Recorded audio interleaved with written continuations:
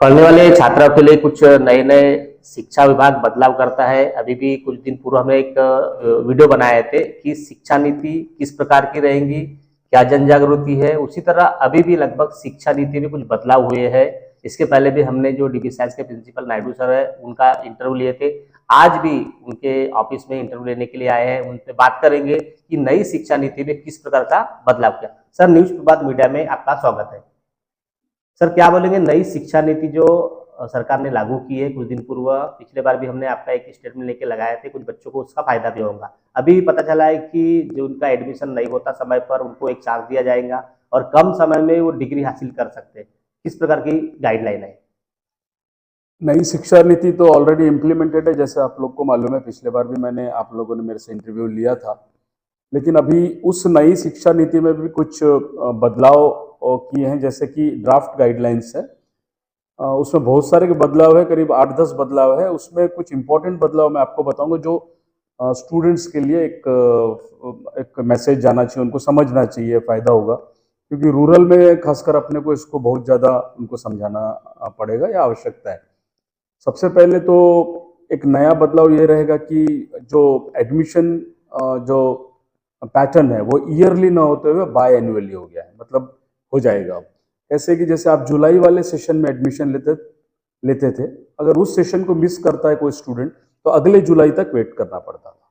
लेकिन अब यूजीसी ने ऐसा सोचा है कि 2 सेशंस में एडमिशन करेंगे, एक जुलाई में करेंगे और एक दिसंबर में करेंगे। तो अगर कोई विद्यार्थी लेट हो जाता तो उसका ज़्यादा वेस्टेज नहीं होगा, 6 महीने बाद उसको फिर से एक मौका मिलेगा एडमिशन प्रोग्राम में ज्वाइन होने के लिए। प्रोग्राम का मतलब तो आपको मालूम है, कोर्स को आप बोल सकते हैं, जैसे बीएससी, बीकॉम, बीए, ये प्रोग्राम आप बोल सकते हैं। दूसरा बदलाव यह है कि स्टूडेंट को सपोज 12th में अगर उसने साइंस में किया है तो कभी कभी वो सोचता है कि मैं कहाँ लूँ एडमिशन, मैं साइंस में ही लेना पड़ेगा, अब मुझे तो साइंस जम नहीं रहा है। तो उसके लिए ऑप्शंस ओपन है। साइंस वाला हो, कॉमर्स वाला हो, आर्ट्स वाला हो, वो कहीं पर भी एडमिशन ले सकता है। फॉर एग्जाम्पल, साइंस वाला आर्ट्स में ले सकता है, आर्ट्स वाला साइंस में ले सकता है। एक एंट्रेंस एग्जामिनेशन का एक प्रोविजन है, उसको देके वो क्लियर करके वो अपना एडमिशन, अपना कैरियर दूसरे फैकल्टी में आजमा सकता है। इसके साथ साथ वो जब स्टूडेंट बीएससी में या बीकॉम में या बीए में जब एडमिशन ले लेगा तो ट्रेडिशनल डिग्री तो उसको मिलेगी बीएससी की। तो अब यूजीसी ये चाहती है कि उसको 2 डिग्री दी जाए। उसका कारण ऐसा है, जब स्टूडेंट बीएससी में एडमिशन ले लिया, बीकॉम में एडमिशन ले लिया या बीए में एडमिशन ले लिया, तो 3 साल या 4 साल, चूंकि आपको मालूम है 4 साल का ग्रेजुएशन अब हो गया है, तो वो एक डिग्री पे स्ट्रिक्ट होता है। वो 4 साल बाद उसको जब वो डिग्री लेके या बीच में भी क्विट कर सकता है। इसके ज़्यादा ऑप्शंस कैसे है वो मैंने पिछले बार बताया था मेरे वीडियो में। तो उसको एक ही डिग्री पे निर्भर रहता है, बाद में एम्प्लॉयमेंट मिलेगा नहीं मिलेगा, उसका इंटरेस्ट क्या है, ये चीज़ मैटर करता है। तो यूजीसी ने बोला ठीक है, आप अपने इंटरेस्ट से चॉइस करके एक एडिशनल डिग्री भी आप ले सकते हो, मतलब ड्यूअल डिग्री प्रोग्राम हो जाएगा।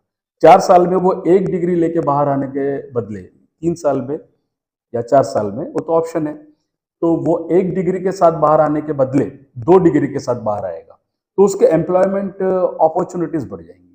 ये उसका मेन रीजन है। अब आप बोल सकते हो कि सर ड्यूअल डिग्री कैसे है, तो मैं बाद में उसको विस्तार से बताऊंगा कि उसमें फिजिकल मोड भी है और ऑनलाइन मोड भी है।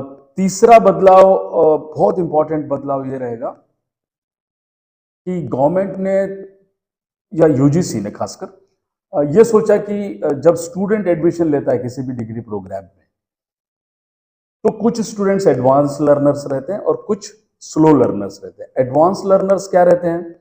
जो आप अपनी भाषा में बोलचाल के इसमें होशियार, ज़्यादा इंटेलिजेंट। और स्लो लर्नर्स मतलब वो भाई उतना उसका पढ़ने का स्पीड नहीं रहता। ये पेरेंट्स को भी मालूम है, सबको मालूम है। तो अब ये ऑप्शन खुला रहेगा उसके लिए कि 3 इयर्स डिग्री या 4 इयर्स डिग्री में जब एडमिशन लेगा तो वो अपना ग्रेजुएशन 6 महीने पहले ही कंप्लीट कर सकता है।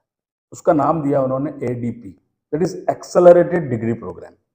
उसी प्रकार कोई स्टूडेंट अगर चाहेगा कि नहीं भाई मुझे 3 साल में नहीं चाहिए, मेरे को 4 साल में नहीं चाहिए, उससे ज़्यादा लगेगा समय, तो वो एक्सटेंडेड डिग्री प्रोग्राम में एडमिशन ले सकता है, जो 5-6 महीने उसको 1 साल उसको ज़्यादा मिलेगा।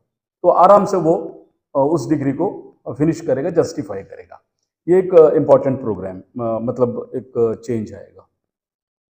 नेक्स्ट चेंज ऐसा है इम्पॉर्टेंट कि जो आज स्टूडेंट का अटेंडेंस जो है वो एक 75% उसका कॉलेज में आना बहुत कंपलसरी है, that's a rule, mandatory rule. तो उसमें रिलैक्सेशन के बारे में सोच रहे हैं कि वो थोड़ा कम आएगा, कम कॉलेज में आएगा तभी वो ड्यूअल डिग्री कर पाएगा, तभी वो अपना स्किल प्रोग्रामिंग कर पाएगा। तो इतना सारा करने के लिए उसको कॉलेज में तो कम आना पड़ेगा ना। अगर वो 75% कॉलेज में ही देगा तो वो इतने सारे प्रोग्राम्स कैसे कर पाएगा। तो इसके बारे में भी गाइडलाइंस में ड्राफ्ट में लिखा हुआ है। नेक्स्ट ये भी डिसीजन हो गया है कि एक स्टूडेंट जब एडमिशन लेता है तो उसमें वो 50% ही कोर एजुकेशन लेगा। फॉर एग्जाम्पल अगर वो साइंस में केमिस्ट्री लिया तो 50% ही उसके पूरे क्रेडिट्स का 50% ही केमिस्ट्री पढ़ेगा। बचे हुए 50% अपने चॉइस के स्किल एजुकेशन लेगा। मतलब 50% कोर, 50% एजुकेशन उसका स्किल करेगा और ये टोटल मिला के उसका क्रेडिट एक डिग्री प्रोग्राम बनेगा। ये भी एक बहुत बड़ा चेंज है। और बाकी तो आपको मालूम है फ्लेक्सिबिलिटी कोर्सेस में रहेंगे, वो अपना चॉइस कर सकता है। और ये टोटल प्रोग्रामिंग कैसा है कि ये इतना सारा हमको नया लग रहा, but it is an globally accepted system. तो इसमें अगर आपको ग्लोबल लेवल पे compete करना है, अभी देखा होगा आपने कि सरकार फॉरेन यूनिवर्सिटी को इनवाइट कर रही कि भाई इंडिया में आके आप अपना यूनिवर्सिटी स्टार्ट कर सकते हो। फॉरेन स्टूडेंट्स, आपको सुन के विश्वास होगा कि इंडियन स्टूडेंट्स खासकर करीब करीब मतलब आज की रैंकिंग ऐसा है कि 2 से 2.5 करोड़ लोग फॉरेन एजुकेशन ले रहे हैं। मतलब फॉरेन की डिग्रीज का क्रेज भी बढ़ रहा है। उसका कारण अपन ये नहीं बोल सकते कि इंडियन यूनिवर्सिटी अच्छा नहीं कर रही। डेफिनेटली इंडियन यूनिवर्सिटीज अच्छा कर रही है, लेकिन चूंकि अपना मास एजुकेशन है, अपना हम जो एजुकेशन दे रहे हैं that is for the accessibility and mass education. हम चाहते हैं हर बच्चे को एजुकेशन देना। और फॉरेन क्या करता है, क्वालिटी एजुकेशन देता है, बिकॉज उनके पास स्टूडेंट्स कम है। क्वालिटी देना पॉसिबल इसलिए क्योंकि उनके पास क्वांटिटी का प्रश्न नहीं है, कम स्टूडेंट्स है। आपको विश्वास नहीं होगा, एक प्रोफेसर के अंडर में 10 स्टूडेंट्स रहते हैं फॉरेन में, और हमारे यहाँ एक प्रोफेसर के अंदर 125 स्टूडेंट्स रहते हैं। सो क्वांटिटी और क्वालिटी तो हो नहीं सकता एक साथ, तो इसके लिए मेहनत करना पड़ेगा। तो इंडियन यूनिवर्सिटी भी जब ग्लोबली compete करेगी तो सबसे पहले प्रोग्राम का स्ट्रक्चर तो एक हो जाए, तभी तो कंपटीशन हो पाएगा। हमारा स्ट्रक्चर पहले 3 साल का था। हमारा स्ट्रक्चर ऐसा था कि सिलेबस हम कंप्लीट नहीं कर पा रहे थे। आपको सुन के आश्चर्य होगा, अभी जो नेशनल लेवल पे AICTE ने सिलेबस बनाया, चाहे वो इंजीनियरिंग कॉलेज का सिलेबस हो, चाहे वो BCA का सिलेबस हो, चाहे वो MBA का सिलेबस हो, चाहे वो BBA का सिलेबस हो, वो करीब करीब इंडिया के टॉप मोस्ट इंडस्ट्रियलिस्ट के जो नॉमिनीज हैं वो बैठ के उस सिलेबस को डिजाइन किया। उसमें कुछ एकेडमिशियंस भी थे, और वो सिलेबस 80% हर कॉलेज और हर यूनिवर्सिटी को मैंडेटरी किया कि आपको ये पढ़ाना पड़ेगा। उसका कारण क्यों है? इंडस्ट्रीज को बच्चे को एम्प्लॉयमेंट देना है। तो जब इंडस्ट्री स्टूडेंट्स को एम्प्लॉयमेंट दे रहा है तो इंडस्ट्री ही तो उसको क्या पढ़ाना ये निश्चित करेगा। सिंपल फंडा है, जिसको नौकरी पर रखना है उसको अपनी रिक्वायरमेंट पहले से दे देना पड़ेगा। अच्छा, तो इसीलिए अब ये डिग्री प्रोग्राम जो रहेगा एक तरीके से पूरे इंडिया में एक ऐसा डिग्री प्रोग्राम रहेगा, वो एक तरीके से accepted to the industry and student will be ready for the employment. It's a base of this total scenario. Sir, इससे लगभग पालक और जो बच्चे को बेनिफिट क्या होगा? बेनिफिट ये होगा कि आपका एजुकेशन का पर्पस, देखिए हमारे बहुत सारे पर्पस है इंडिया में। स्टूडेंट को अब आपने पूछ ही लिया, तो purpose of the education is to make a student a very good citizen, और एक अच्छा आदमी बनाना अपना एजुकेशन का मोटो है।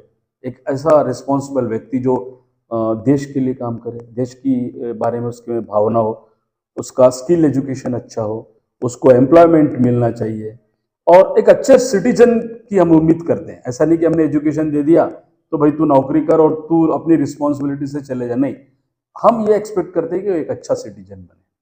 तो इस पर्पस को मुझे ऐसा लगता है कि ये एजुकेशन पॉलिसी सर्व करेगा। तो ये थे पीपी साइंस कॉलेज के प्रिंसिपल नायडू सर। इसके पहले भी हमने एक वीडियो इनका दिखाए थे कि नई शिक्षा नीति में किस प्रकार का बदलाव हुआ है, अभी भी लगभग कुछ बदलाव हुआ है। होता था ना कभी कभी किसी एग्जाम में फेल होने के बाद लगभग 1 साल वेट करना पड़ता था, पर ऐसा नहीं होगा। अभी 1 साल के पहले ही आप लोग जो है एडमिशन कर सकते थे। कभी कभी होता था कि कोई फील्ड में अगर जाते हैं हम लोग तो वह ऐसा लगता था कि ये फील्ड चेंज करना चाहिए, तो उसके लिए भी 1 साल वेट करना पड़ता था, या फिर 3 साल के बाद ही डिग्री लेने के बाद में लगभग चेंज कर सकता था। अभी ऐसा नहीं है कि अभी लगभग हर साल की तरह फील्ड अगर चेंज करना है आपको तो फील्ड चेंज कर सकते।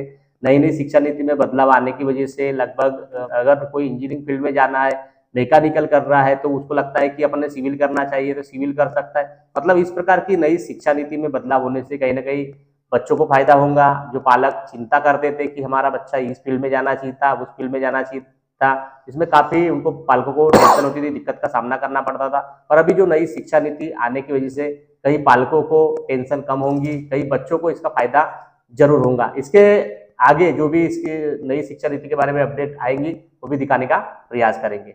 महेंद्र लिल्लारे, न्यूज प्रभात मीडिया, गोंदिया। अब आपकी समस्या तूफान की तरह सरकार तक। न्यूज प्रभात मीडिया, न्यूज प्रभात मीडिया।